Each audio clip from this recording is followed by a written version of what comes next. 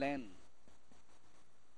Anytime now, and the race is on. Gallo de Arlo, Pasenciosa, Len, and on the outside, Pot Slap, Chip of Stop is the early trailer, Pasenciosa, followed by Gallo de Arlo. Len is racing on the outside, third, 4 lengths corner, back and forth, Pot Slap, and Chip of Stop is running by Darrell. As they race the last 800, Pasenciosa by about 3, followed by Gallo de Arlo.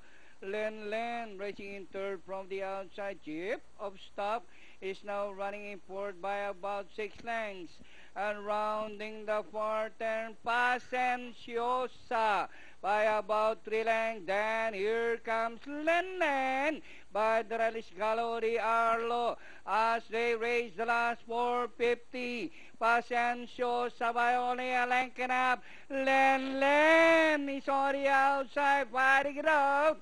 Pasenciosa, Len is on the outside. Pasenciosa, Len rising up, moves up to take the lead. It's now Len, the outstanding favorite, number 3. And finally, Len, Pasenciosa, Chip of Stop, Pot Slap, and Gallo de Arlo comes last.